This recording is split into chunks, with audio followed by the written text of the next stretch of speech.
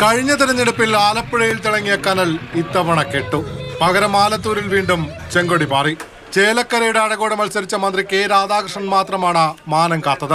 അപ്പോൾ ഭരണ വിരുദ്ധ വികാരമല്ല, പ്രത്യേക രാഷ്ട്രീയ സാഹചര്യമാണ്. ഒരുപക്ഷെ ആറ്റിങ്ങലിൽ ശക്തമായ മത്സരം കാഴ്ചവെക്കാനായെന്ന് ആശ്വസിക്കാം. 1000 കൈകളുള്ള കാർത്തവീര്യ അർജുനനെ പോലെ അടൂർ പ്രകാശ് ഉയർത്തെഴുന്നേൽക്കുകയാണ്. അവിടെ തീർന്നു. തലയെടുപ്പുള്ള സ്ഥാനാർത്ഥികളെന്ന് പറഞ്ഞ് അവതരിപ്പിച്ചവരൊക്കെ ലക്ഷം വോട്ടുകൾക്ക് പിന്നിലായി. വടകരയിൽ കെ ശൈലജ ദയനീയമായി തോറ്റു. കണ്ണൂരിൽ ജില്ലാ സെക്രട്ടറി മത്സരിച്ചിട്ടും സുധാകരനെ തൊടാനായില്ല. പത്തനംതിട്ടയിൽ കേന്ദ്ര കമ്മിറ്റി അംഗം തോമസ് ഐസക്കും കോഴിക്കോട്ട് കരീമക്കയും മസലായി തോറ്റു. തിരുത്തേണ്ടുന്ന കാര്യങ്ങളെല്ലാം തിരുത്തി പാർട്ടിയെ ശക്തിപ്പെടുത്തി, ഇടതുപക്ഷ ജനാധിപത്യ മുന്നണിയെ ശക്തിപ്പെടുത്തി മുന്നോട്ടേക്ക് പോവുക എന്നുള്ളതാണ് അഭിമാനമായിട്ടുള്ള കാര്യം. ഇടതുണ്ടെങ്കിലേ ഇന്ത്യയുള്ളൂ എന്ന CPM-ന്റെ മുദ്രാവാക്യം ഇടനെഞ്ചിൽ പതിഞ്ഞിട്ടില്ല.